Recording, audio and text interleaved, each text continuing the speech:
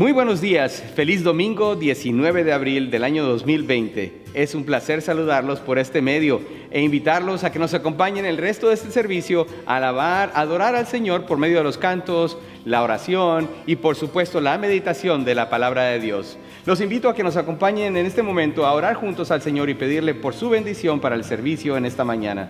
Padre, te damos las gracias por la bendición que nos das de reunirnos una vez más, Señor, por medio de los medios sociales para poder adorarte, glorificar tu santo nombre a través de los cantos, la meditación de la palabra y por supuesto la oración que nos acerca a ti. Gracias, mi Dios, por la bendición de poder reunirnos en esta mañana en tu nombre.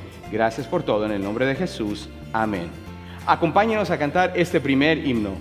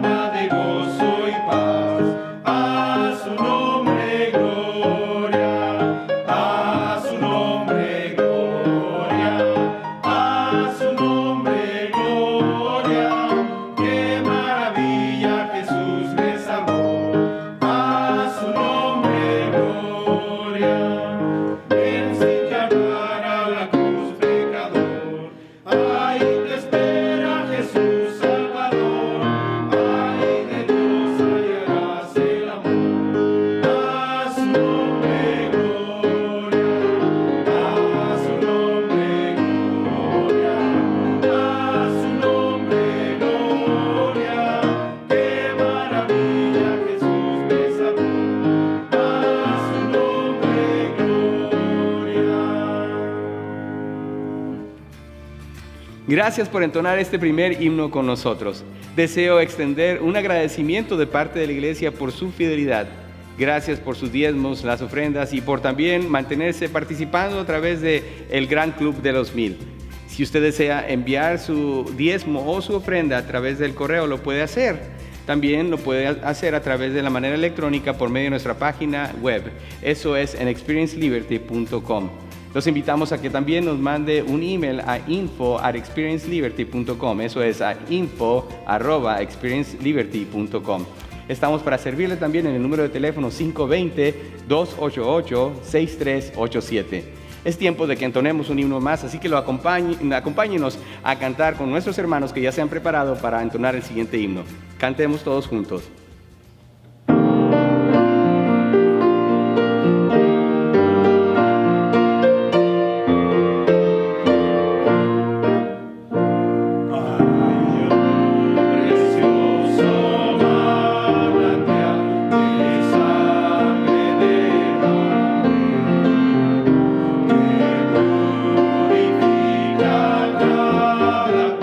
Que se sumerge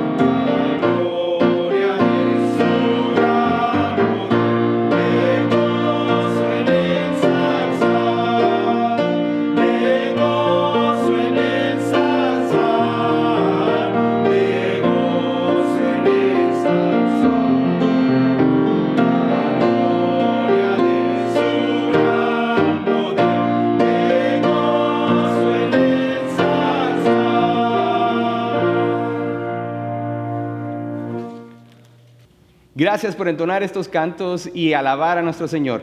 Es tiempo de la meditación de la palabra de Dios. Y los invito a que abran sus Biblias. Abramos nuestras Biblias en el Evangelio de Juan, capítulo 20, y leamos desde el versículo 19 al versículo 29. El nombre del mensaje en esta mañana es Triunfando sobre la incredulidad.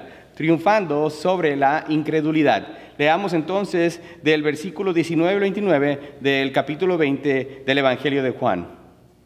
La palabra de Dios dice así: Cuando llegó la noche de aquel mismo día, el primero de la semana, estando las puertas cerradas en el lugar donde los discípulos estaban reunidos por miedo de los judíos, vino Jesús y puesto en medio les dijo: paz a vosotros. Y cuando les hubo dicho esto, les mostró las manos y el costado, y los discípulos se regocijaron viendo al Señor. Entonces Jesús le dijo otra vez: paz a vosotros. Como me envió el Padre, así también yo os envío. Y habiendo dicho esto, sopló y les dijo: recibid el Espíritu Santo. A quienes remitiereis los pecados, les son remitidos, y a quienes se los retuviereis, les son retenidos. Pero Tomás, uno de los 12, llamado Dídimo, no estaba con ellos cuando Jesús vino. Le dijeron pues los otros discípulos: al Señor hemos visto. Él les dijo: si no viere en sus manos las señales de los clavos, y metiere mi dedo en el lugar de los clavos, y metiere mi mano en su costado, no creeré. 8 días después estaban otra vez sus discípulos dentro y con ellos Tomás. Llegó Jesús, estando las puertas cerradas, y se puso en medio y les dijo: paz a vosotros.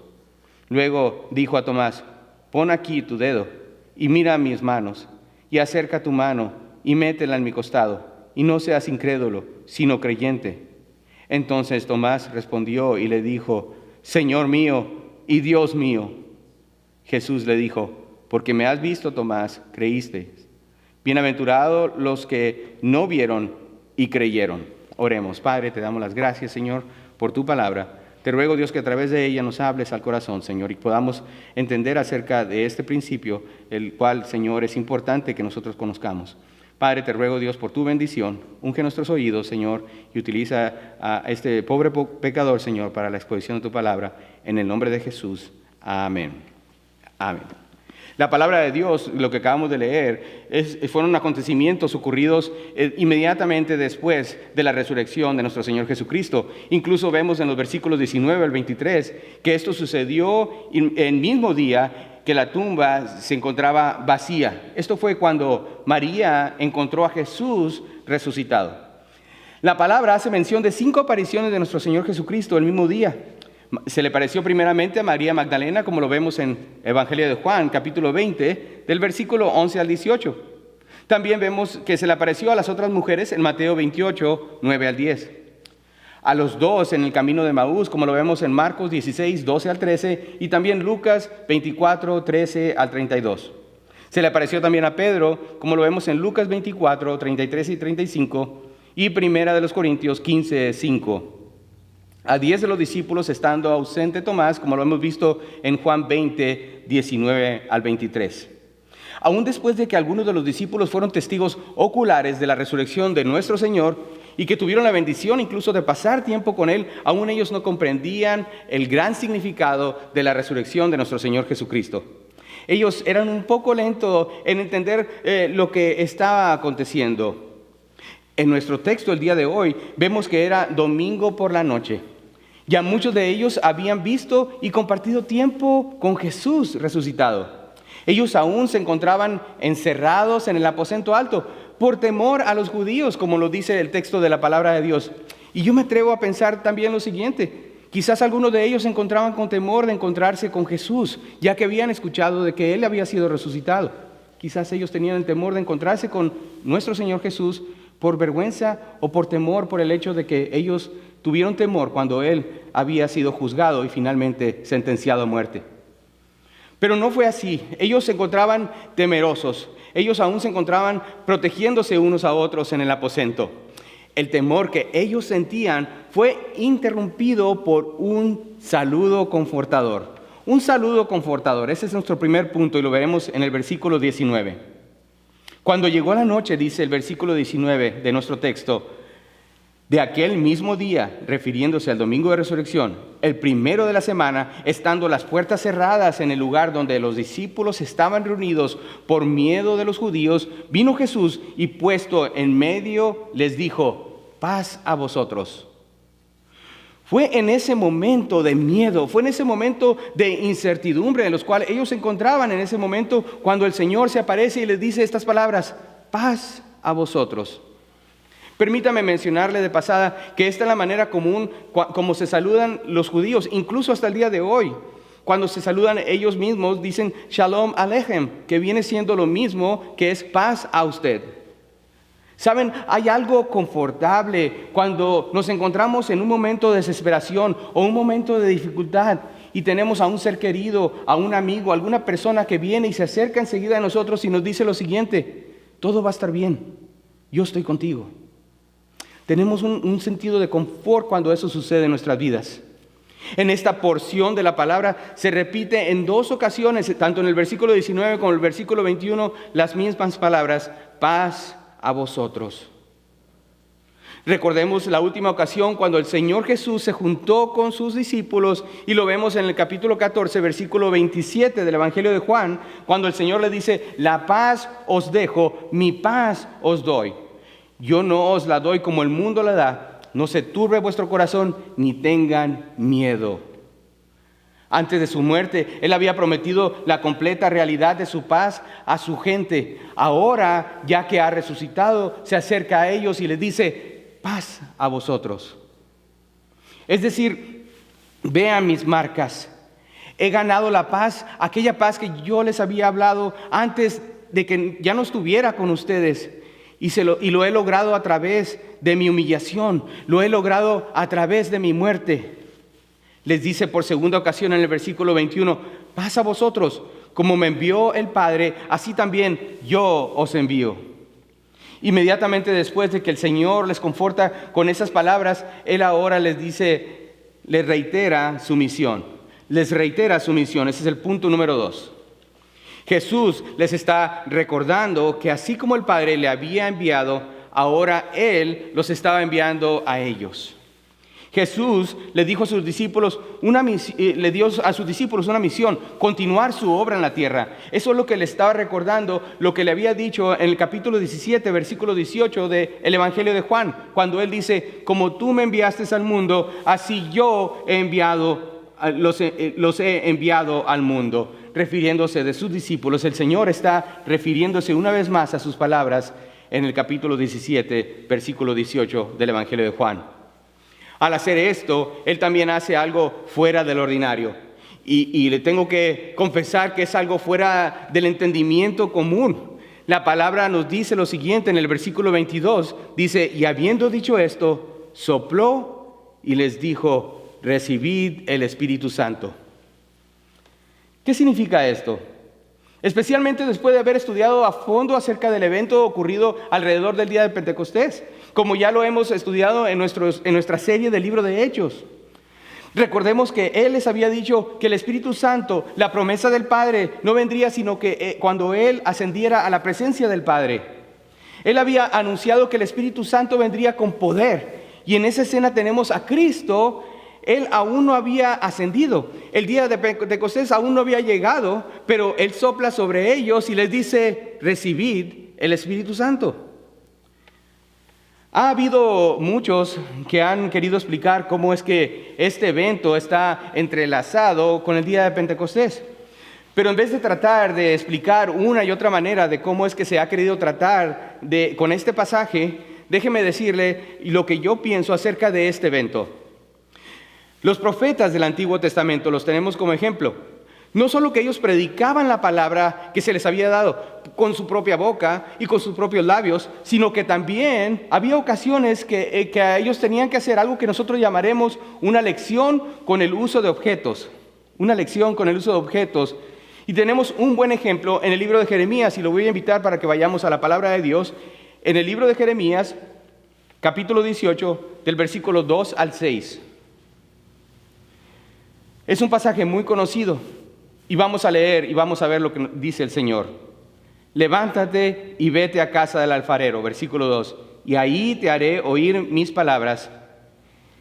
Y descendí a casa del alfarero, y he aquí que él trabajaba sobre la rueda, y la vasija de barro que él hacía se echó a perder en su mano, y volvió y la hizo otra vasija, según le parecía mejor hacerla. Entonces vino a mí palabra de Jehová diciendo: ¿no podré yo hacer de vosotros como este alfarero, oh casa de Israel? Dice Jehová: he aquí que como el barro en la mano del alfarero, así sois vosotros en mi mano, oh casa de Israel. Aquí el Señor le pide a Jeremías que fuera a la casa del alfarero para mostrarle con el objeto. En este caso el objeto es el barro, refiriéndose a Israel. Él también enseña que el alfarero representaba a Dios y el alfarero estaba moldeando entonces el pueblo de Israel de la mejor manera que él le parecía. Esta es la manera como el Señor estaba enseñando a través de objetos a su pueblo. Creo que es lo que Jesús está diciendo simbólicamente, lo que habría de acontecer en un futuro no muy lejano en el día de Pentecostés.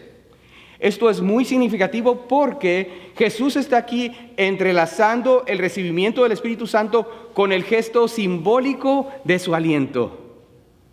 Aquí el Señor Jesús está haciendo alusión del Espíritu Santo con su mismo aliento. Entonces, en esta ocasión Cristo les da, digamos, una probada de lo que sería la investidura del Espíritu Santo en el día de Pentecostés.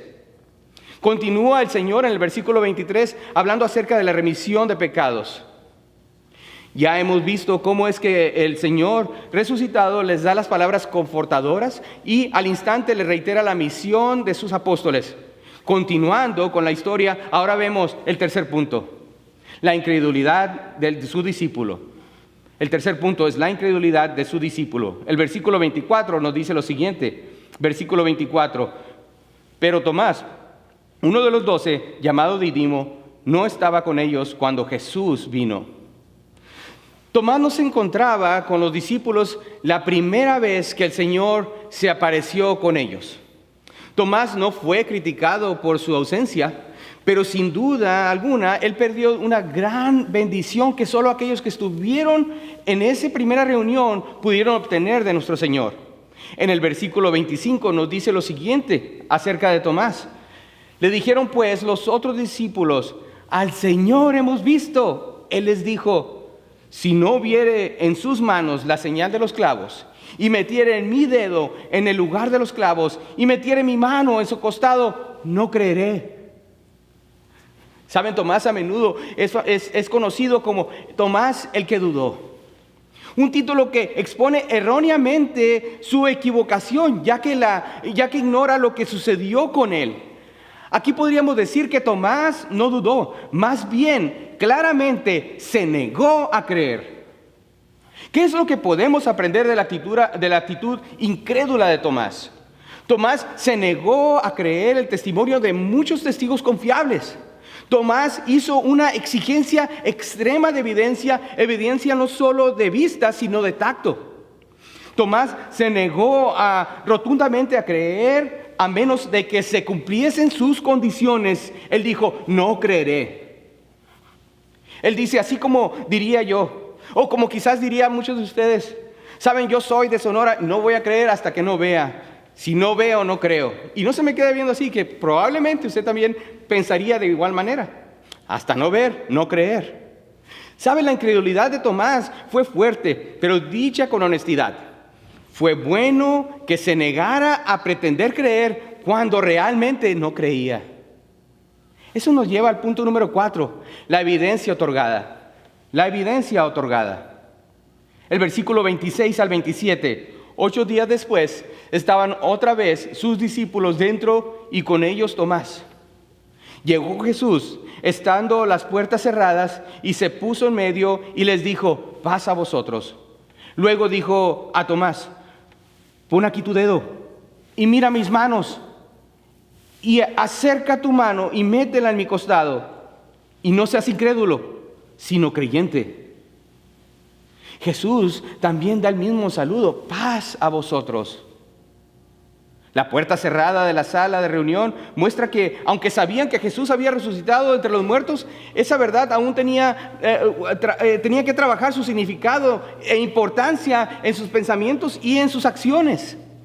No sabemos lo que ocurre entre la primera aparición a la segunda aparición, pero lo que sí sabemos es que para el beneficio de Tomás, Jesús se aparece de nuevo. El versículo 27 nos dice: luego dijo a Tomás: pon aquí tu dedo y mira mis manos, y acerca tu mano y métela a mi costado, y no seas incrédulo sino creyente. Jesús otorgó a Tomás la evidencia que él exigió. Suponemos que Jesús no estaba obligado a hacer esto. Bien pudo el Señor haber demandado fe de Tomás en la base de la evidencia confiable de las otras personas. Sin embargo, en su misericordia y por su bondad, Jesús le dio a Tomás lo que él pidió.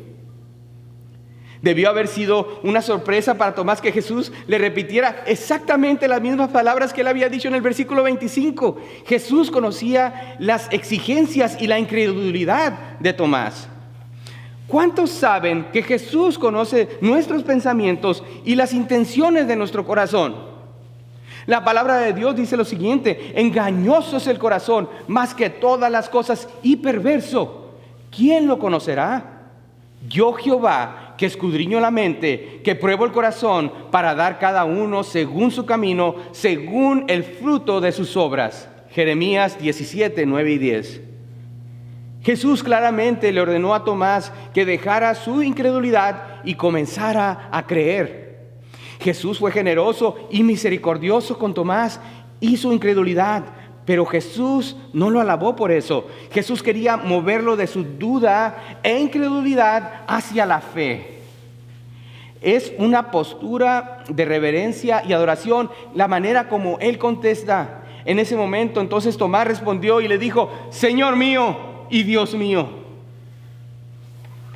Él no le llamó tan solo Mesías, Él no le llamó tan solo maestro, Él no le llamó ni siquiera rabino, sino que la confesión de fe de Tomás es la misma confesión de fe que se ha hecho a través de estos últimos 2000 años, donde uno tiene que reconocer: Señor mío, mi soberano, mi Adonai, mi Dios, mi Salvador.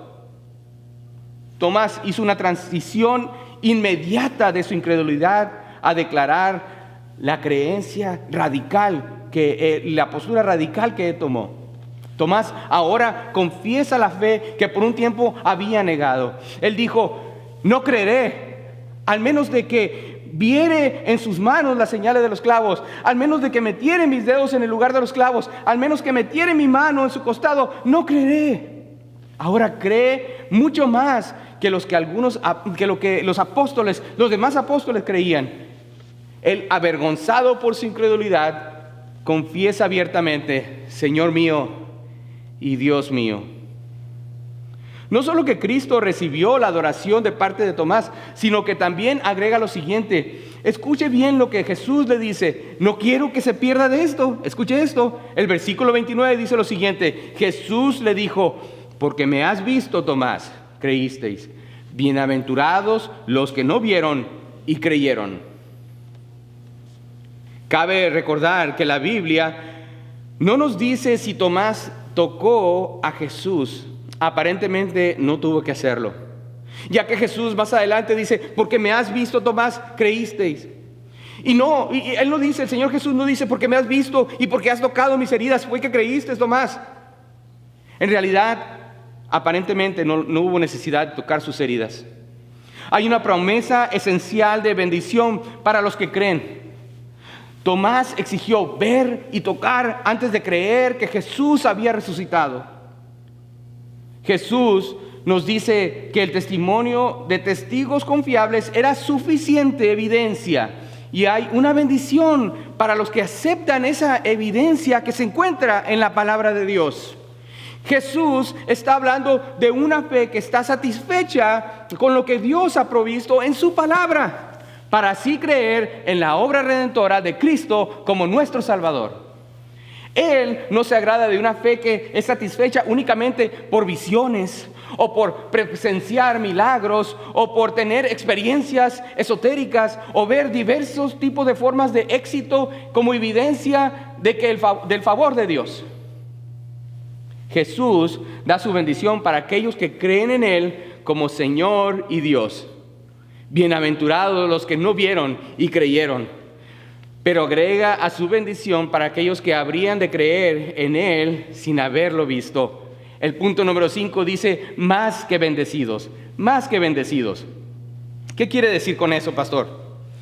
Para poder apreciar mejor lo que dijo Jesús cuando les dijo esto a Tomás, tenemos que comprender mejor el concepto de bendición de acuerdo con la definición que encontramos en las páginas de la palabra de Dios. Tenemos la tendencia de ver la palabra bendición como un cierto grado de gozo o felicidad que experimentaremos.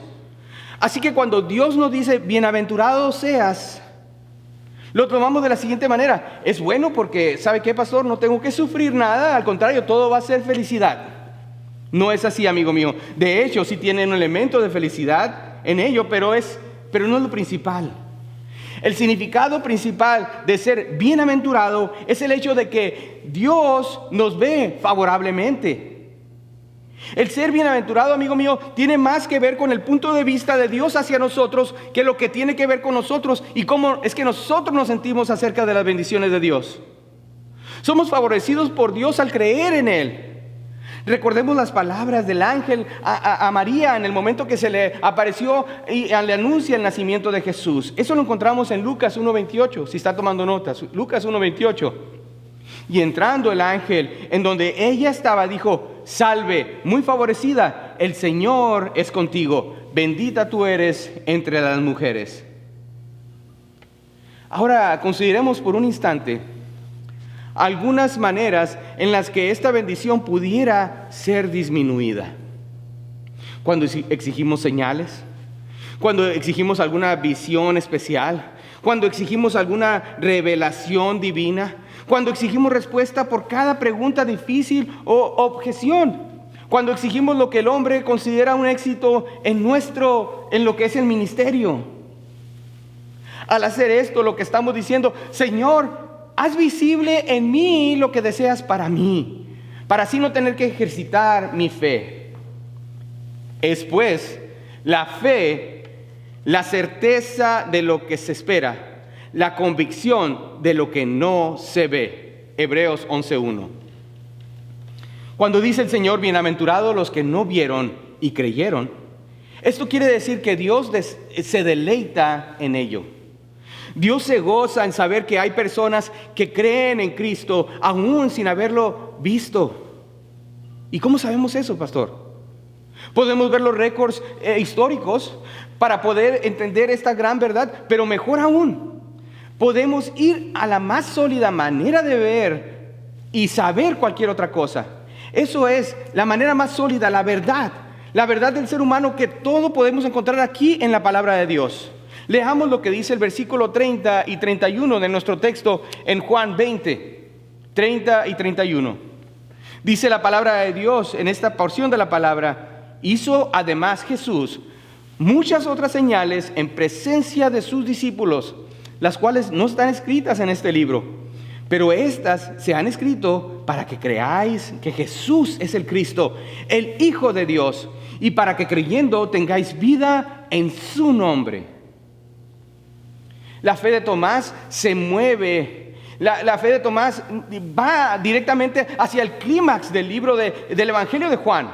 A lo largo del Evangelio de Juan, Jesús ha triunfado sobre las enfermedades. Jesús ha triunfado sobre la maldad del hombre. Jesús ha triunfado sobre el pecado, sobre el dolor y sobre la muerte. Ahora Jesús triunfa sobre la incredulidad de Tomás. Amigo mío, esta fe no es complicada. Nuestra respuesta debe de ser tan fácil como aceptar, creer y comprometerse. La conclusión del mensaje el día de hoy. Al leer lo escrito por los profetas acerca del Mesías venidero en el Antiguo Testamento, podemos obtener información que nos ayudará a entender el plan de Dios. Sin embargo, al leer lo escrito por el apóstol Juan, nos daremos cuenta de que Juan escribe lo necesario para presentarnos a un amigo, para presentarnos a una persona muy especial. Dice la palabra de Dios, pero estas se han escrito para que creáis que Jesús es el Cristo, el Hijo de Dios, y para que creyendo tengáis vida en su nombre. Juan confía en que una relación personal con Jesús nos llevará aún más hacia el amor de ese gran amigo. Si usted, amigo mío, que nos visita en esta mañana, no ha hecho una decisión para recibir a Cristo como su Salvador, yo lo invito a que haga esa decisión y que no dude más como Tomás lo hizo, sino que crea y que clame al Señor y diga: Señor mío y Dios mío. Es necesario dejar la duda a un lado. Es necesario de creer la verdad de la palabra de Dios, donde el Señor nos ha dicho que por medio de su Hijo tenemos vida y vida en abundancia. Yo le invito para que en este momento usted haga una oración. Iglesia Bautista Libertad, ore por aquellos que aún no le conocen. Esta es nuestra oportunidad de alcanzar a muchísimas personas para que muchos conozcan del Evangelio de nuestro Señor antes de que Él venga. Oremos y pidámosle al Señor por su bendición. Usted, amigo, en su casa, por favor, ore conmigo. Padre, te doy las gracias por la bendición que nos das de poder escudriñar tu palabra. Yo sé que en este momento no sé si soy salvo. No he hecho una decisión como por el Señor. Al igual que Tomás, he estado dudando acerca de la realidad del Evangelio. Incluso no sé si creo en que Cristo sea el Señor. Pero Dios, tú me has demostrado con tu palabra que Cristo es nuestra única manera de llegar a ti. Te ruego, y de la mejor manera que yo sé, te pido que perdones mis pecados y te recibo en mi corazón como mi único y suficiente Salvador. Te pido que perdones mis pecados y que escribas mi nombre en el libro de la vida, para que cuando yo te reciba, en el momento que yo lo haga, tu palabra dice: yo seré una nueva criatura. Y yo te ruego, Padre, que por favor bendigas esta decisión. Gracias, mi Dios, porque has perdonado mis pecados y porque te he recibido ahora en mi corazón como mi único y suficiente Salvador. En el nombre de Jesús. Amén. Amigo mío, si usted nos acompaña el día de hoy y ha hecho una decisión por recibir a Cristo como su Salvador, le felicito. No duden en mandarme un texto o darme una llamada al área 520-288-6387. Si en algo le puedo servir, si en algo puedo ser de bendición, no duden en llamarnos o mandarnos un texto a la información que ya dimos anteriormente al principio de este mensaje. Gracias por acompañarnos. Que tengan un excelente día. Este es el día del Señor. Así que les invito para que se gocen juntos en familia. Hasta la próxima ocasión que nos volvamos a ver. Les amo en el nombre de Cristo.